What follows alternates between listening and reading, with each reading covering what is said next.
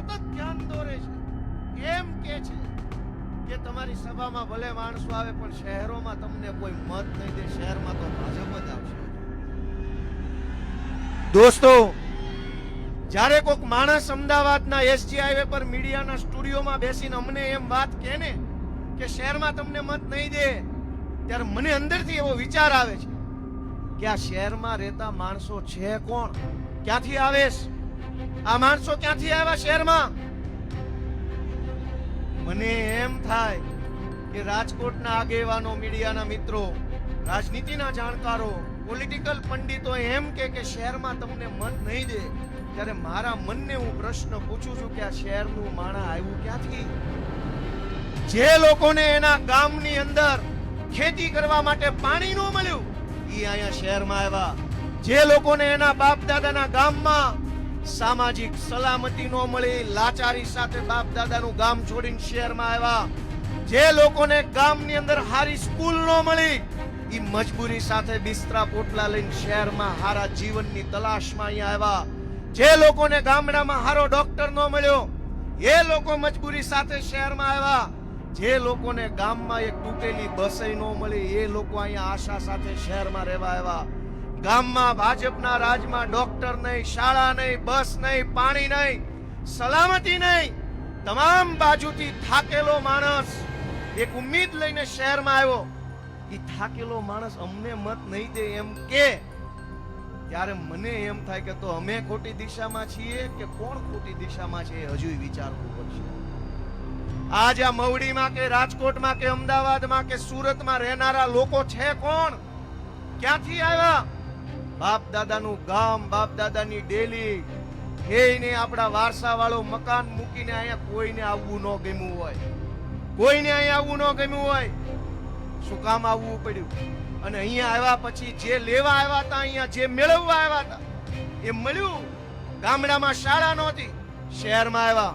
શહેરમાં સરકારી શાળા નથી, પ્રાઇવેટ શાળા બહા ફાડી નાખે એવી થઈ ગઈ. ગામડામાં ડોક્ટર નહોતા, દવાખાના નહોતા, એટલે શહેરમાં આવ્યા. ક્યાં દવાખાના? ડોક્ટર સી.આર. પાટીલ અને ડોક્ટર હર્ષ સંઘવીએ દાટ વાળી દીધો છે ગુજરાતનો. બીજે ક્યાંય ડોક્ટરો નથી, બીજે ક્યાંય ડોક્ટર નથી. બે ડોક્ટર, એક ભેંસનો ડોક્ટર ને એક ગધેડાનો ડોક્ટર. દોસ્તો, કોઈ એમ કે આ શહેરના માણા મત નહીં આપે, ત્યારે મારી અંદરનો ગામડાનો આદમી, ગામડાની વાત, ગામડાનું મારું વ્યક્તિત્વ છે ને, મને બહુ કોસે, અંદરથી દુઃખ અપાવે છે. મને એમ થાય કે મારો ભાઈ મને મત નહીં આપે, મારા માવતર મને મત નહીં આપે, મારી માયું મને મત નહીં આપે. હું કામ મને મત નહીં આપે? તમે ગામડાના, હું ગામડાનો. તમે ગામડામાંથી હારું ગોતો અહીંયા આવ્યા, અમે ન્યાન્યા રહ્યા છીએ. વાત તો આપણા બેયની એક જ છે, તો અમને મત નહીં દે? અમને એ વાત એટલી બધી ખટકે છે. હું આજ મારી બળતરા, મારી પીડા તમારી સામે મૂકું છું કે ગામડું છોડીને લાચારીમાં આવીને રાજકોટમાં પરાણે રહેતો માણસ અમને મત નહીં દે? અને તો કોને મત દે? જે ભાજપે તમને ગામડું છોડવા મજબૂર કર્યા એને. દોસ્તો, 10,000, 15,000, 20,000 ની નોકરી કરવા માટે કેવડી વેઠ ઉતારવી પડે, કેટલી મજૂરી, કેટલી લાચારી, એની તો વાત તમે મારા કરતા વધારે જાણો. હું મેળવી લીધું અહીંયા આવીને.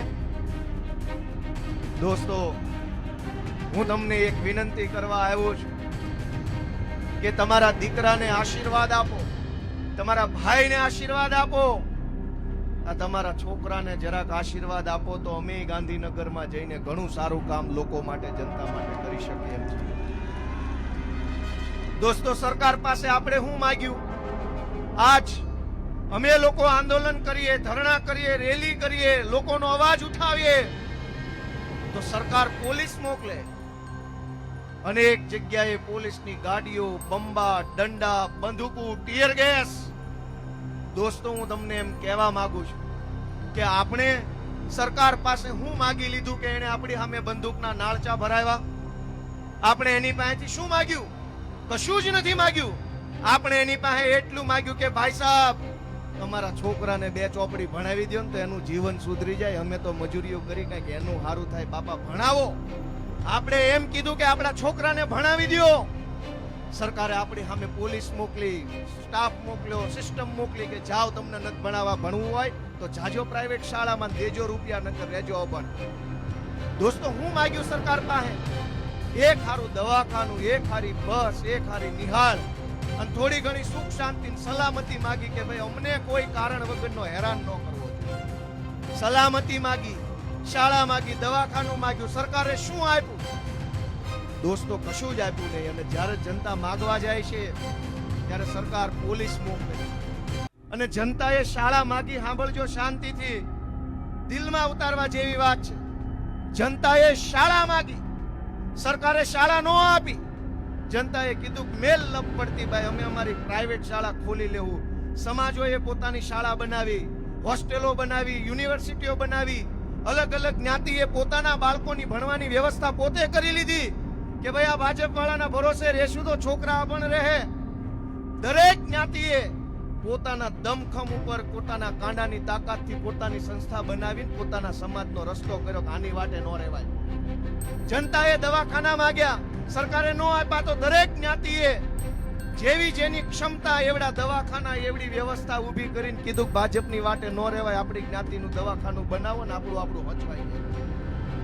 જનતાએ બસ માંગી, સરકારે બસ નો આપી તો જનતા પ્રાઇવેટ બસમાં ચડી ગઈ. કઈ વાંધો નહીં, ભાજપની બસની વાટે નથી રહેવું, જે મળ્યું સાધન લઈને આપણે જ્યાં જવું છે ત્યાં જઈએ. જનતાએ એક ટપાલ લખવા માટે ટપાલી કે પોસ્ટમેન માંગ્યો. સરકારે ટપાલમેન, પોસ્ટમેન નો આપ્યું. જનતાએ કીધું કાંઈ નહીં, પ્રાઇવેટ કુરિયર કરો. જનતાએ સરકાર પાસે જે સુવિધા માંગી સરકારે નો આપી. સમાજે રસ્તો ગોતી લીધો, કાંઈ નહીં ભાઈ, બધું ઘરનું કરી લેવું.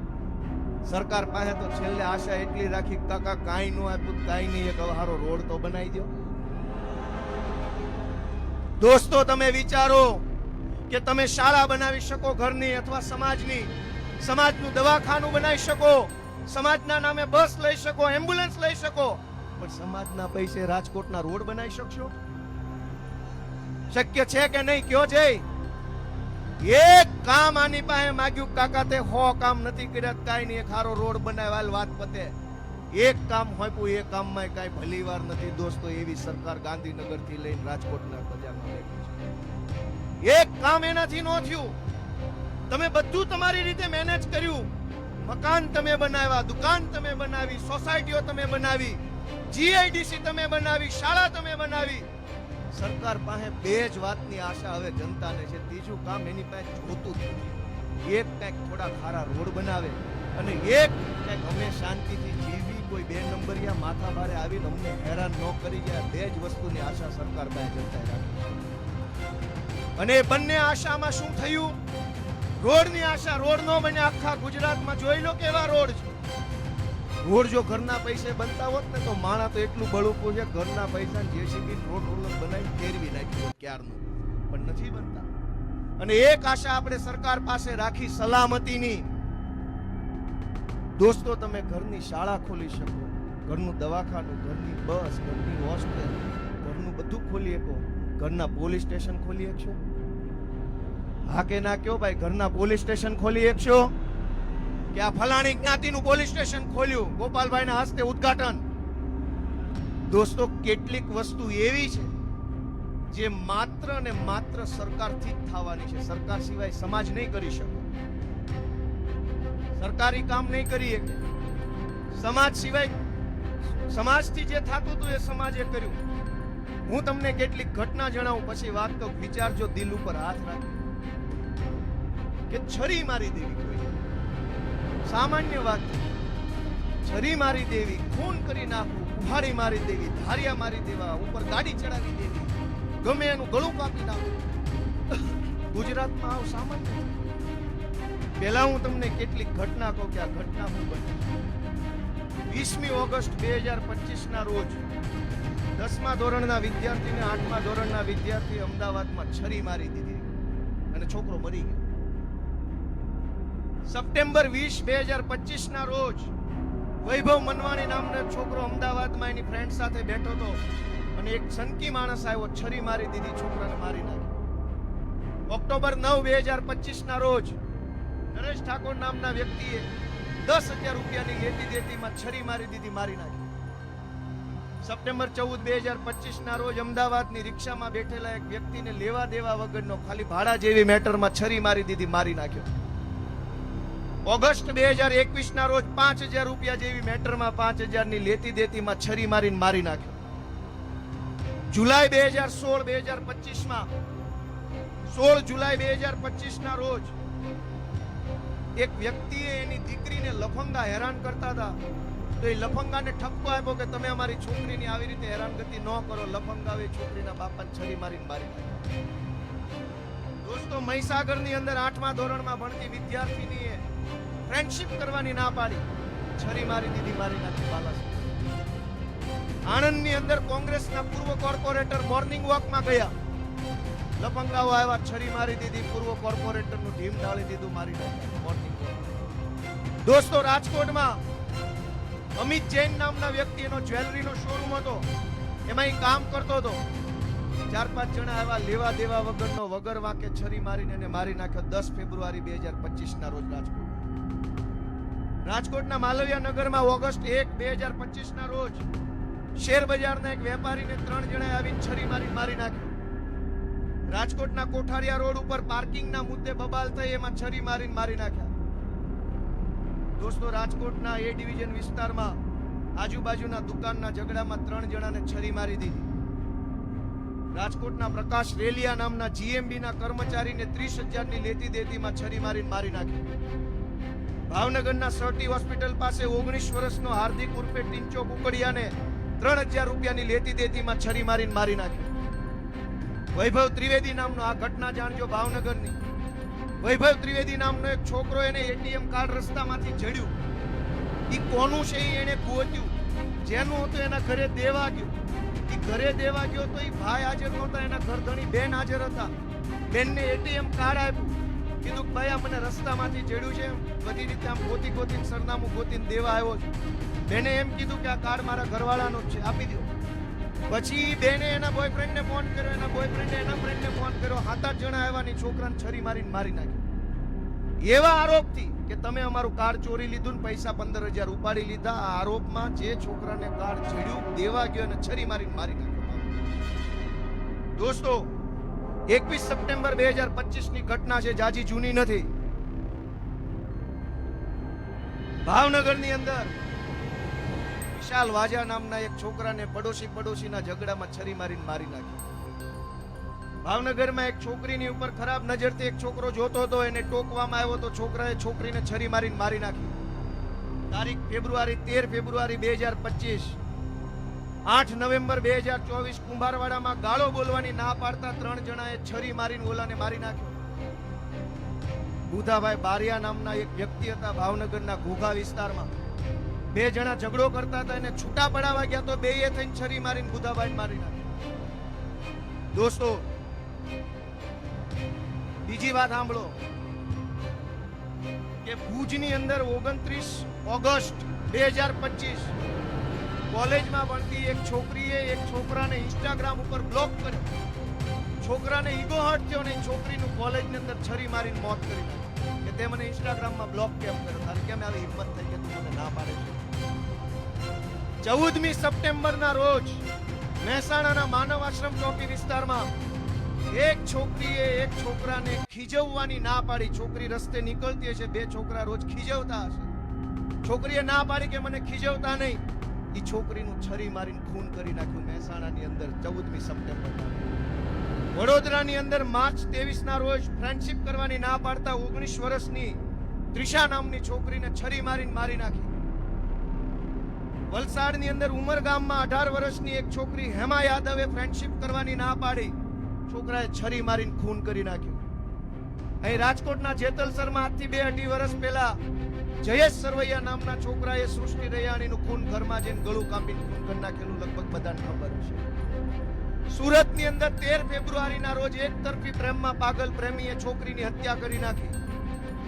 મોરબીની અંદર 6 એપ્રિલના રોજ એક દુકાન ચલાવતી એક મહિલાને બાજુની દુકાનવાળો રોજ હેરાન કરતો હશે, મહિલાએ ના પાડી તો છરી મારીને ઘાયલ કરી નાખ્યો.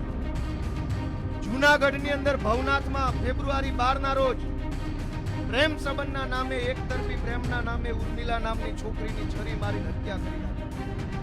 દોસ્તો, આ છરી મારીને હત્યા કરવાનું લિસ્ટ હું સવાર સુધી વાંચીશ ને કોઈ પૂરું નથી થાય. પણ તમે શું સમજો આ વાત ઉપરથી? હું એમ કહેવા માંગુ છું કે આ છરી મારનારા લોકો, તલવાર મારનારા લોકો, જમીન પચાવી પાડવા વાળા લોકો, વ્યાજે રૂપિયા આપીને સાટાખત કરાવી લેવા વાળા લોકો, કોઈના ઉપર કુહાડી ધાર્યું મારી લેવા વાળા લોકોને ગુજરાતની પોલીસનો ડર નહીં લાગતો હોય? તમે વિચારો કે આખા ગુજરાતની પોલીસ ગોપાલ ઇટાલિયા, ચૈતર વસાવા, ઈશુદાનની પાછળ લગાડી દીધી છે. લફંગાઓને કીધું છે કે જ્યાં છરીયું માર્યું એ નામ મારો. પોલીસ ગોપાલ પાછળ. દોસ્તો, ગુજરાતમાં આ વાત વ્યાજબી લાગે છે તમને? દોસ્તો, છરી મારવી એટલે સામાન્ય ઘટના થઈ ગઈ. અને આ છરી મારનારાઓને હિંમત કેમ થાય છે એ જાણજો કે આ છરી મારનારા લોકો, વાત વાતમાં ખૂન કરી નાખનારા લોકોની હિંમત એટલે થાય છે કે એ છરી મારનારાને ખબર છે કે હું કોઈ છોકરીને ફ્રેન્ડશિપનું પૂછીશ, એ મને ના પાડશે, પછી હું છરી મારીશ તો CR પાટીલ ને સંઘવીની પોલીસ 25,000 રૂપિયા લઈને મને ઘરે ભેગો જાતો કરી દેશે, મારું કાંઈ નહીં બગાડી લે. અને એટલે છરી મારનારાઓને સંઘવી ઉપર વિશ્વાસ છે કે આ સંઘવીના રાજમાં મરે એટલી છરીઓ મારો, 50,000 માં જામીન થઈ જાય, 20,000 માં જવા દેશે, 10,000 માં ઘરે મૂકી જાય. પણ તમારી જેવો સામાન્ય માણસ હેલ્મેટ વગર હાથમાં આવશે તો જાણે પાકિસ્તાનથી 2 વ્હીલ લઈને અહીં આવ્યો એવું વર્તન તમારે હારે કરશે.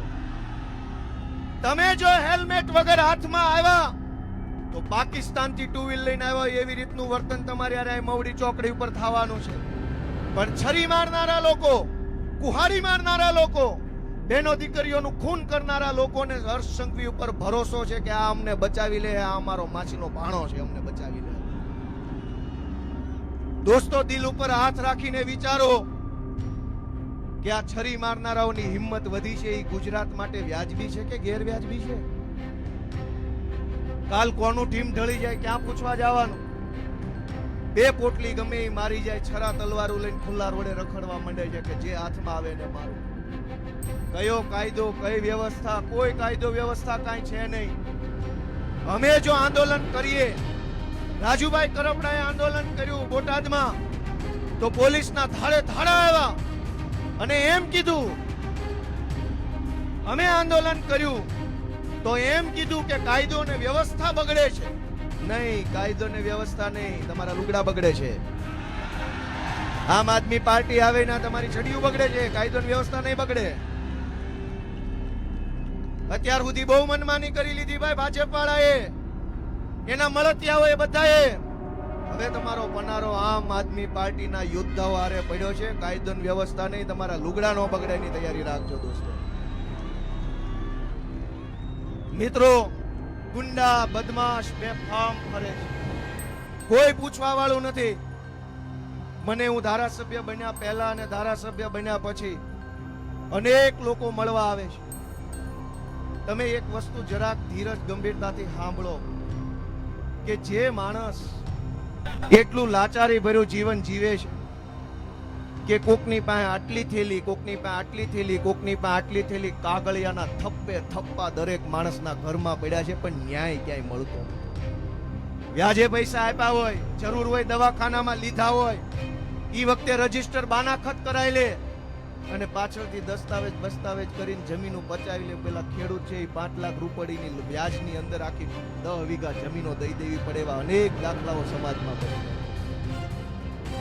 અને ક્યાંય કોઈ મામલતદાર, કોઈ PSI, કોઈ કલેક્ટર સાંભળવા તૈયાર નથી ગરીબ ખેડૂતની વાત કે ભાઈ 2 લાખ રૂપિયામાં અમારી 10 વીઘા જમીન લખાવી લીધી. કોણ સાંભળે? કોઈ સાંભળવા તૈયાર નથી. દોસ્તો, એક લાચાર માણસની લાચારીને અવડી મોટી સરકાર સમજવા તૈયાર નથી ને ત્યારે અમારે રાજકારણમાં આવવું પડ્યું છે ને આંદોલન કરવું પડ્યું છે. દોસ્તો, એવડી મેં લાચારી જોઈ કે ઘરમાં દવાખાના આવે, તમે સરકારી માણસની તમે બિન સંવેદનશીલતા જુઓ. હમણાં એક એવો કિસ્સો આવ્યો કે કોઈ ગરીબ માણસને કંઈક ઓપરેશન કરાવવાનું છે એટલે એ દવાખાને ગયા અને ડોક્ટરે કીધું કે ભાઈ આધાર કાર્ડમાં રમેશ ભાઈ છે અને ઓલા મા કાર્ડમાં રમેશ કુમાર છે, એવાનું ઓપરેશન નહીં. દોસ્તો, કેટલી ખરાબ વાત છે, કેટલી ક્રૂર વાત છે આ તો ઠીક છે ભાઈ, બધું જાહેરમાં કહેવાય ને, નકર હાથમાં આવી જાય ને બે બોચા મૂકો ને તો બધા કાર્ડ રિપેર થઈ જાય એક હારે.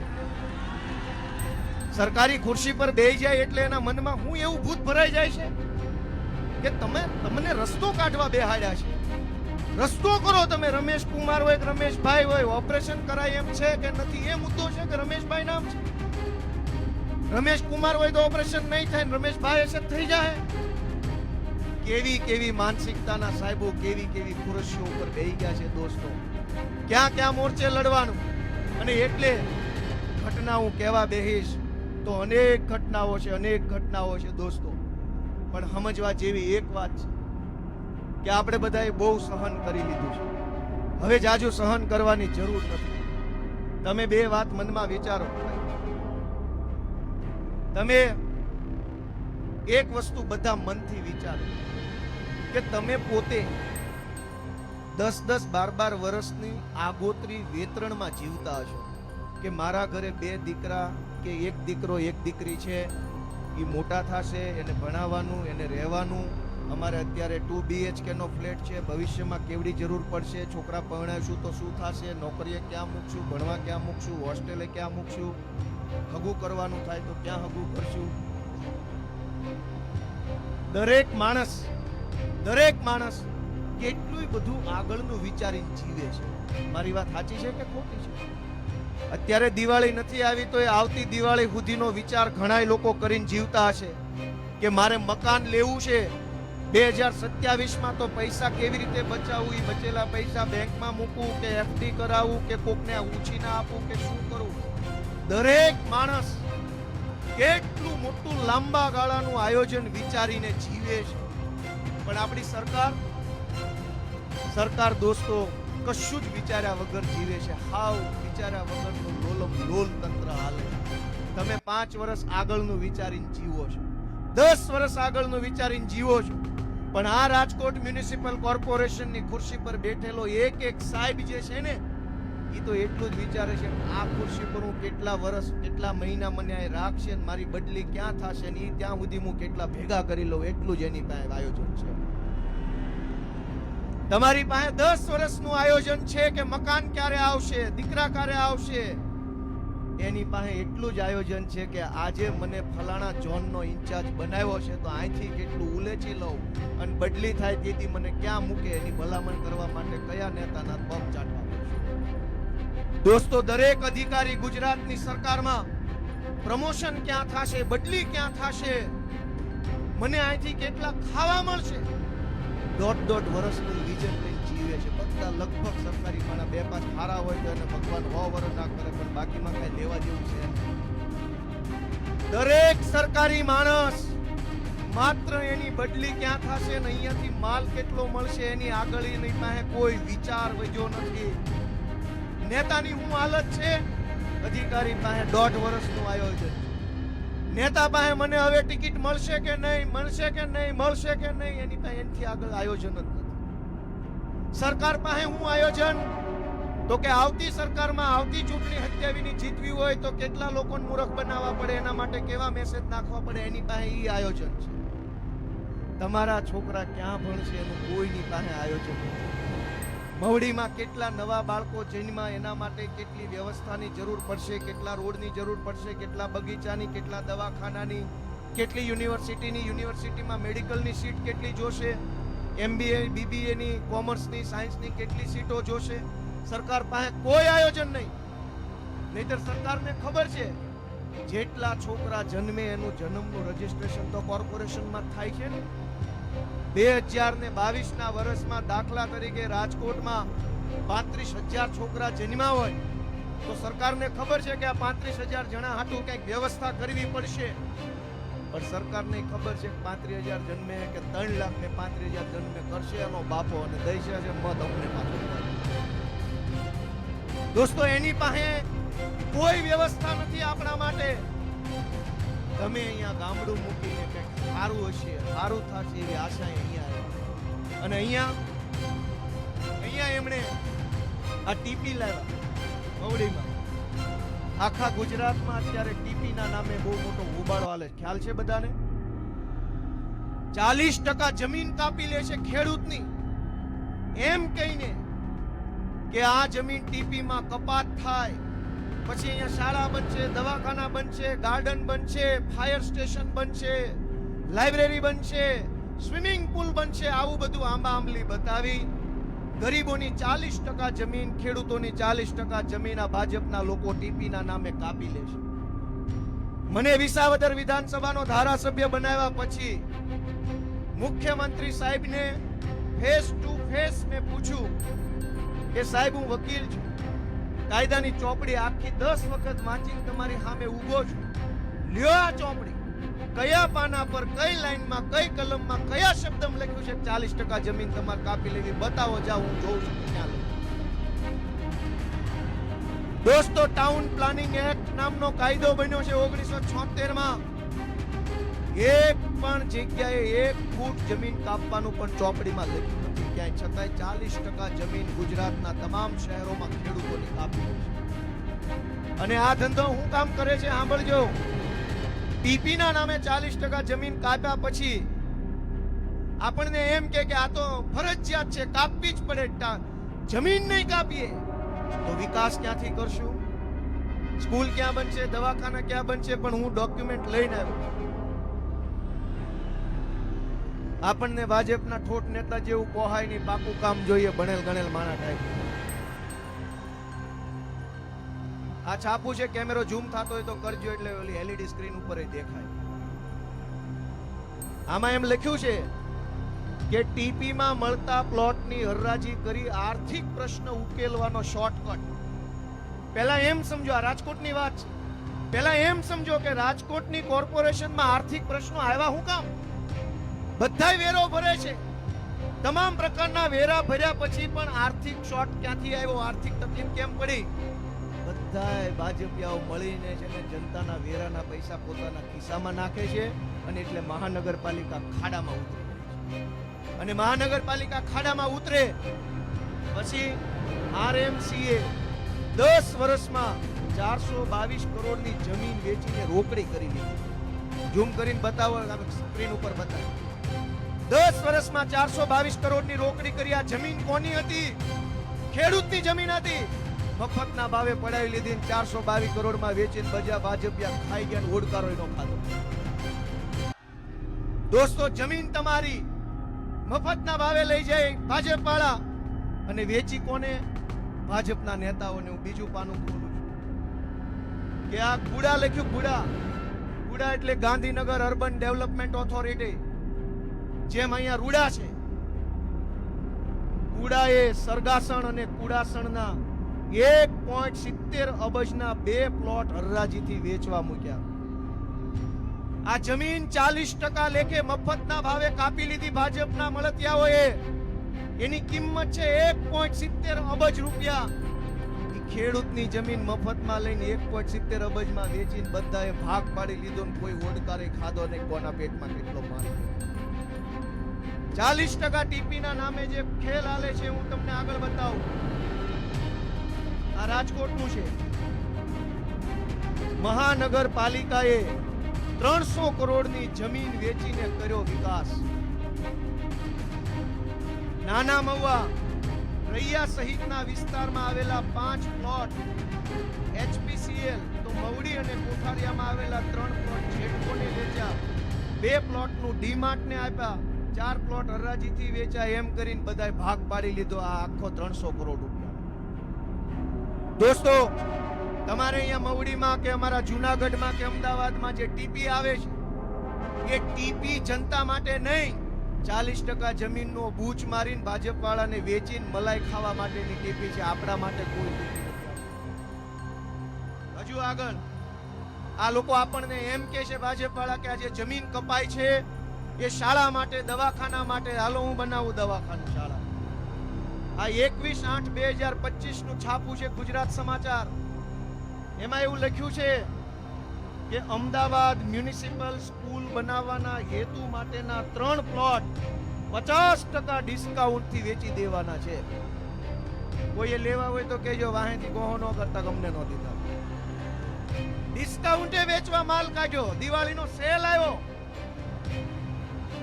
40% લેખે જે જમીન ખેડૂતની મફતમાં કાપી લીધી, ઈ જમીન 50%ના ડિસ્કાઉન્ટથી ભાજપ વાળાના હાડુભાઈને વેચવા કાઢી છે. દોસ્તો, આગળ હું તમને બતાવું. શાળા બનાવવાની હતી પણ શાળા નહીં બને. હવે ભાજપના બિલ્ડરના જ્યાં મોટા મોટા પ્રોજેક્ટ આવશે ને, એ પ્રોજેક્ટમાં મોંઘી મોંઘી ઓફિસ ને મોંઘા મોંઘા ફ્લેટ તમને વેચાતા. દોસ્તો, અમદાવાદમાં રજીસ્ટ્રેશન અને 15-16 એપ્રિલે ઈ ઓક્શન, ઓનલાઈન હરાજી, કેટલા કરોડ રૂપિયા?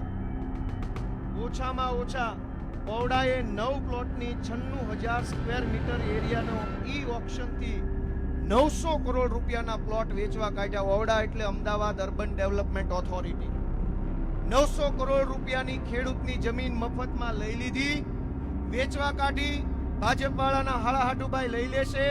ખેડૂતને આવજો અને ન્યા ભાજપ વાળાના મોટા મોટા બિલ્ડિંગ બનશે. એ બિલ્ડિંગમાં તમને મોંઘા મોંઘા ફ્લેટ વેચી નાખશે અને થઈ ગયો વિકાસ. અને પછી કોઈ રાજકીય વિશ્લેષક મને એમ કહે છે કે શહેરમાં તમને મત નહીં મળે. હું કામ? ખેડૂતની જમીન મફતમાં લઈ ભાજપના હાળાએ એના બિલ્ડિંગ બનાવ્યું ને, ઈ જ જમીન ઉપર ખેડૂતને 50 લાખનું ફ્લેટ આપ્યો તો ખેડૂતને એમ લાગ્યું વિકાસ. દોસ્તો, કેવો વિકાસ છે આગળ જુઓ. ડભોલીમાં આ તારીખ કઈ છે? 1/10/2025. ડભોલી સુરતમાં કતારગામ વિસ્તારમાં આવે.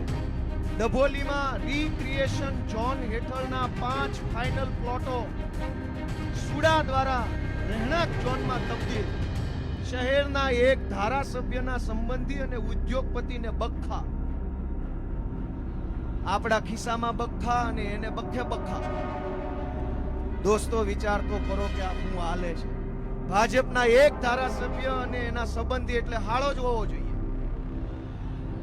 ભાજપના એક સંબંધીને ઓછામાં ઓછા 400 કરોડ રૂપિયાનો ફાયદો આ એક નિર્ણયથી થશે. જે દિવસે ટીપી આવ્યું, ખેડૂતની 40% જમીન કાપી, ત્યારે એવું નક્કી કર્યું કે અહીંયા રીક્રિએશન ઝોન એટલે કે ગાર્ડન એટલે કે બગીચો બનશે. પણ બગીચો નહીં, હવે ભાજપના ધારાસભ્યના હાળાના એપાર્ટમેન્ટ બનશે ને 50 લાખમાં 1.5 કરોડમાં તમને વેચવામાં આવશે. ઈ લોન લઈને 50 લાખનું બિલ્ડિંગ લ્યો, પછી એક ભાજપ વાળો ગળાપટ્ટો ઘાલીને આવશે ને કહેશે જોયો વિકાસ. તમારી જમીન ઉપર મફતમાં પડાવીને બનેલા બિલ્ડિંગમાં તમને વિકાસ બતાવવાનું કામ 30-35 વર્ષથી આ ભાજપિયા કરે. દોસ્તો, કાંઈક વિચાર કરો. સહેજ તો હાથમાં જગાડો. આગળ વાંચીએ. મોટી રાજ રમત આ રાજકોટનું છે, ધ્યાન રાખજો. મોટી રાજ રમત ઝૂમ કરશો કે મોટી રાજ રમત 118 કરોડનો પ્લોટ વેચીને મહાનગરપાલિકાએ 2 વર્ષ પછી હપ્તા કર્યા. તમને તો મેમો ભરવામાં હપ્તા નથી કરી આપ્યા અને આને 118 કરોડના હપ્તા કરી દીધા. જા બેટા મજા કર, ભાજપ વાળાનો હાળો છે ને લઈ જા. દોસ્તો, સાંભળો હજુ આ છે એએમસીએ પ્લોટ વેચવા કાઢ્યા. અમદાવાદ મ્યુનિસિપલ કોર્પોરેશન કોમર્શિયલ પ્લોટથી 2250 કરોડ રૂપિયા મેળવશે. 22 પ્લોટ વેચીને 2000 કરોડ રૂપિયા કમાશે. ઈ 22 પ્લોટની જમીન કોની હતી? ખેડૂત. 40%ના નામે પચાવી પાડી અને 2000 કરોડ રૂપિયામાં વેચવા કાઢી. નો પચાવી પાડી હોત તો 2000 કરોડ રૂપિયા કોના ખિસ્સામાં જાત? ખેડૂતના ખિસ્સામાં જાત. દોસ્તો, ખેડૂતને લૂંટી આ સૌથી મહત્વનું કાગળ છે. દોસ્તો, યાદ રાખજો, ગુજરાત આખામાં ભાજપ વાળા એમ કે છે કે 40% જમીન તો કપાય જ, 40% જમીનનો કાયદો છે, પણ નહીં. બધા જ કાયદા ગુજરાતના ગરીબ માટે, નાના માણસ માટે, લાચાર માટે, ખેડૂત માટે છે. ભાજપ વાળાના 100 ગુના માફ છે. આ કાગળ જોવો. 7મી ઓક્ટોબર 2025 નું તાજું કાગળ છે, હાવ તાજું. આ ઓક્ટોબર મહિનો ચાલુ છે હજુ. 7મી તારીખે ગુજરાતની સરકારે સેક્શન ઓફિસર છે નિમેશ મંધરાની સહીથી એક કાગળ બહાર પાડ્યું. આ કાગળ છે કે સાણંદની આજુબાજુમાં એક ટીપી બહાર પાડવામાં આવી અને ટીપી નો નંબર આપ્યો કે 457. 457 નંબરની ટીપીમાં સરકારે એવું લખ્યું કે કોઈ અરજદાર, એક ભાઈએ અરજી આપી સરકારને, અરજદાર દિલીપ ઠાકરે અરજી આપી અને અરજદાર કેદાર તાંબેએ અરજી આપી. બંનેએ અરજી આપીને ગુજરાત સરકારને વિનંતી કરી, માનની સાહેબ શ્રી અમારી જમીન ન કાપો એવી અમે વિનંતી કરીએ છીએ.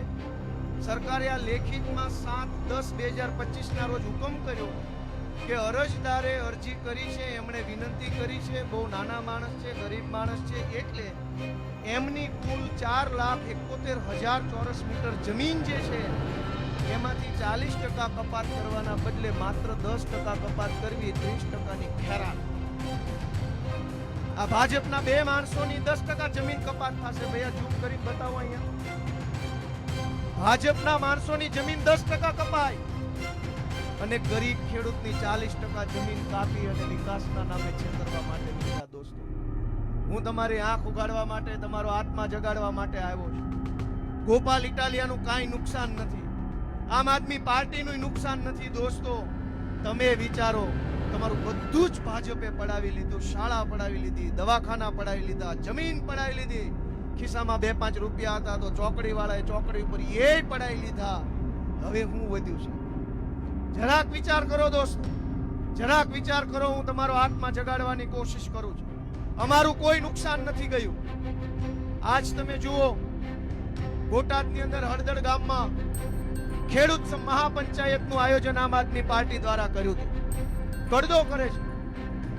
દોસ્તો, એક વાત વિચારો કે આ ગુજરાતમાં આમ જનતાએ 12 માસ આંદોલન જ કરવા પડે.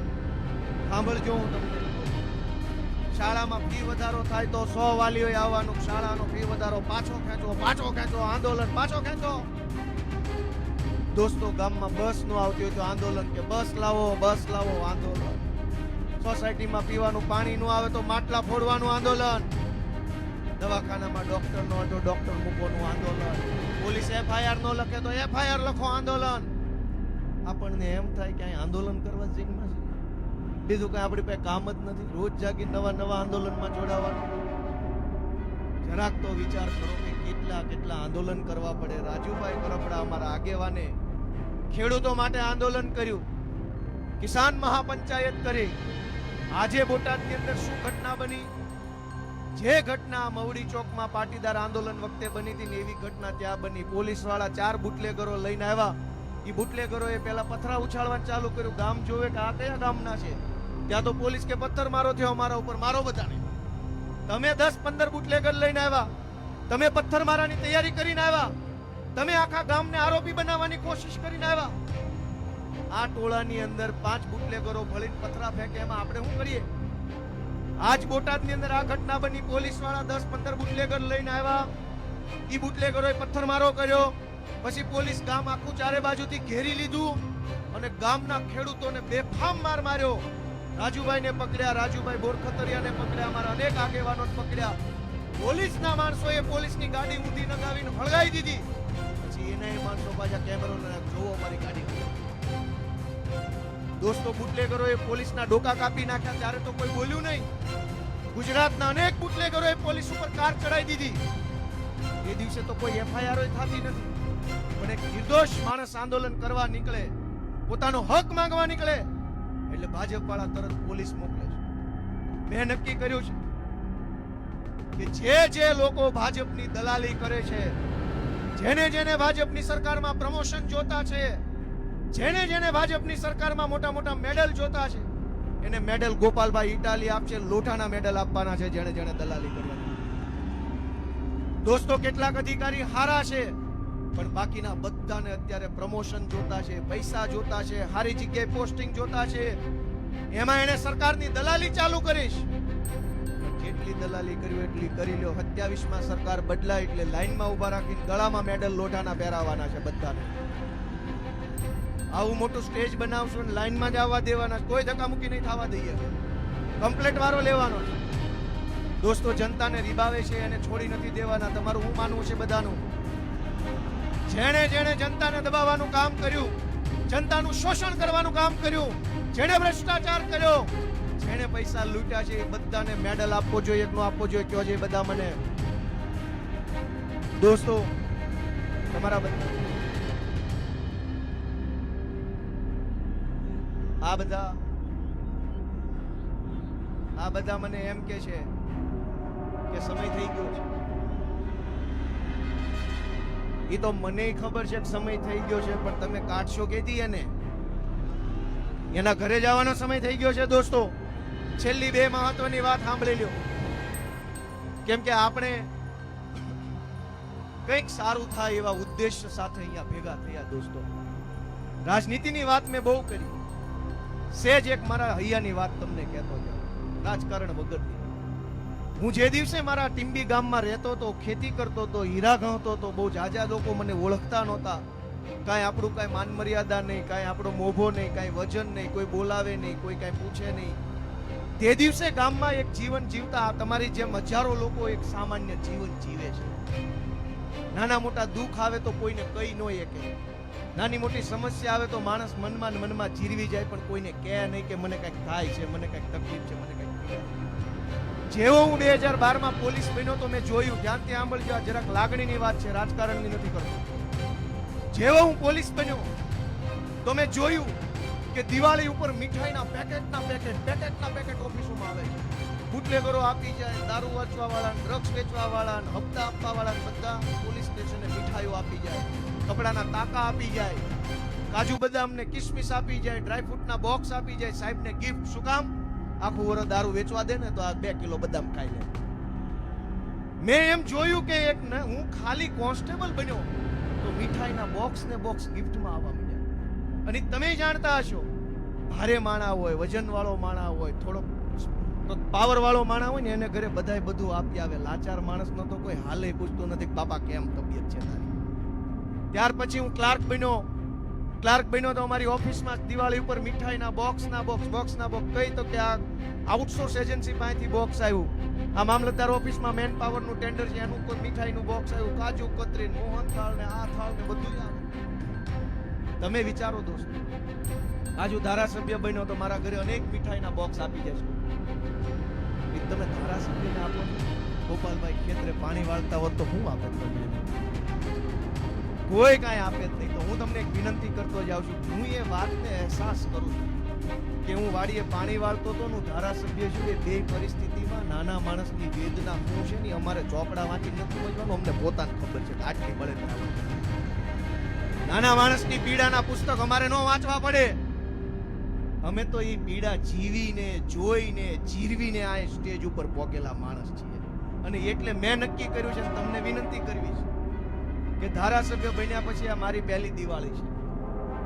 મેં નક્કી કર્યું છે કે મને જે પગાર મળે એ પગાર અને એની અંદર બીજા લાખ રૂપિયા નાખીને જે કાંઈ 1.5-2 લાખ રૂપિયા થાય એ 1.5-2 લાખ રૂપિયાથી હું મારા મત વિસ્તારના ગરીબોને છે ને દિવાળીમાં એના જીવનમાં ખુશી આવે ને એવું કામ કરવું છે. કેમ કે તહેવાર છે ને આપણા જીવનમાં ખુશી લઈને આવે. 100 સમસ્યા હોય, કોક લઈ ગયું હોય, દઈ નો જાતું હોય, દીકરા દીકરીનો પ્રોબ્લેમ હોય, પરિવારમાં ઝઘડા હોય, પણ દિવાળી આવે ને તો થોડી ખુશી આવે જીવનમાં. તહેવાર આવ્યો, મજા આવે. પણ બધાના જીવનમાં ખુશી નથી આવતી. કેટલાક માણસો હજુ એક અંધકારમાં જીવે છે. એના જીવનમાં અંધારું દૂર કરવાની જવાબદારી કોની? આ સરકારના ભરોસે રહેવાય એમ નથી. આને તો આપણને રાખ બનાવ્યા, ગરીબ બનાવ્યા, બધી જ બાજુથી લૂંટી લીધા. મારી ગણતરી એમ છે, રાંકનું રતન શબ્દ સાંભળ્યો છે બધાએ? એનો અર્થ શું થાય? રાંક એટલે ગરીબ, રતન એટલે હીરો, મૂલ્યવાન વસ્તુ.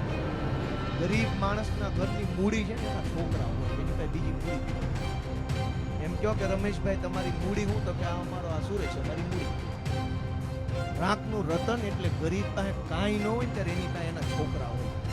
ગુજરાતના કરોડો ગરીબોના રાંકનું રતન બનવાની જવાબદારી આપણે બધાએ લેવાની છે. આ મોટી જોબમાંથી આપણે લેવાની છે. આપણે રાંકનું રતન બનવું છે દોસ્તો.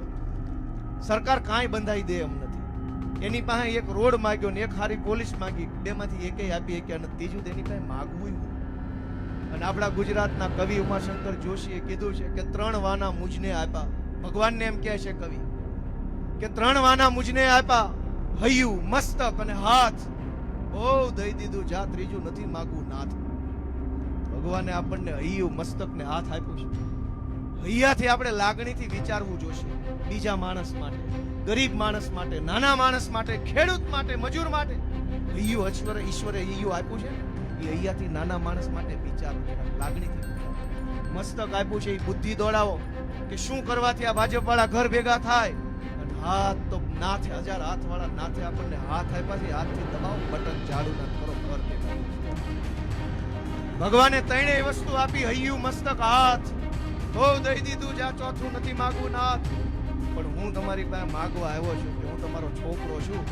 એકવાર તમારા 2 હાથ આશીર્વાદ વાળા અમારા માથે મૂકી દો ને તો અમે ગુજરાતનું ઘણું સારું કરી શકીએ. તમે બધા અમને આશીર્વાદ આપશો કે નહીં આપો? પણ રાજકીય પંડિતો એવું કહે છે કે શહેરમાં તમારું કાંઈ નહીં ઉપજે, ના ભાજપ જ આવશે. તમારું શું માનવું છે એમાં? દોસ્તો, આ વખતે એવા ઘર ભેગા કરો, એવા ઘર ભેગા કરો, 6 વર્ષ સુધી શહેરમાં આ મીંદડા દેખાવા ન જોઈએ. ગરીબ માણસની હાય લાગી જવી જોઈએ એને. બહુ લાચારી કરાવડાવી છે આપણી પાસે. દોસ્તો, હવે આપણે આટલું બધું સહન કરવાની જરૂર નથી. સહેજ જરાક જાગો. અમારી આમ આદમી પાર્ટીના ભાઈ શ્રી ચેતનભાઈ કમાણી ખૂબ સંઘર્ષ કરી રહ્યા છે. એમને એકવાર જોરદાર તાળીઓથી વધાવવા. વોર્ડના આગેવાન છે, ચૂંટણી લડ્યા હતા અહીંથી.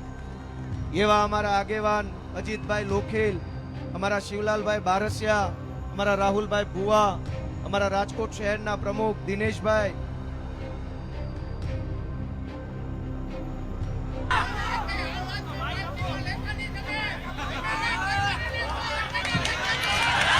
એ ભાઈ એમ કે છે એ ભાજપના ધારાસભ્યની વાત કરે છે. મારું હું તમને છેલ્લી વાત કહી દઉં. એમણે ભાજપના ધારાસભ્યની વાત કરી. ભાઈ, તમને એમ લાગે છે ને ધારાસભ્ય એ ન્યા પટાવાળા, મેં નજરે જોયા છે. નથી કાંઈ ધારાસભ્ય બારાસભ્ય કાંઈ. આયા એ નવા સભા, કોટી, બંડી બધું આયા. ત્યાં એની પાસે કચરા પોતા કરાવે છે, અમે નજરે જોઈ છે. દોસ્તો, રોવે છે, રોવે, પણ કઈ નથી શકતા કોઈને. અને મારી વાત ખોટી હોય તો વિધાનસભાના કેમેરા છે ને એમાં લાઈવ રેકોર્ડિંગ થાય છે, સીસીટીવી રિલીઝ કરી દો. આખા ગુજરાતમાં જનતા જોઈ લે કાયદેસરના કચરા પોતા કરાવે છે આની પાસે. હું દાવા સાથે મેં 50 વખત અલગ અલગ જનસભાઓમાં કીધું કે ભાજપના ધારાસભ્યો છે એ વિસ્તારમાં ધારાસભ્ય, વિધાનસભામાં પટાવાળા લેવલના માણસોને તમે ધારાસભ્ય બનાવીને બેઠા છો. આમાં પીડા કેમ ઓછી થાય? દોસ્તો, કઈક ભણેલા ગણેલા બાજુ તમારું દૂરબીન ફેરવો, તમારો કેમેરો આ ભણેલા માણા બાજુ કરો, અને તમારો કેમેરો ઝૂમ કરો ને તો તમને ગોપાલભાઈ ઇટાલિયા, ઈશુદાન ગઢવી, ચૈતર વસાવા જેવા હજડ બમ યુવાનો તમારા કેમેરામાં દેખાય. દોસ્તો, ખૂબ ખૂબ હૃદયપૂર્વક બધાનો આભાર. ભારત માતા કી જય જવાન. હાલો, ખૂબ ખૂબ આભાર ગોપાલભાઈ, કે તો આપણે ખૂબ ખૂબ માર્ગદર્શન આપ્યું. વ્યવસ્થામાં જરાક ભાઈઓ જવામાં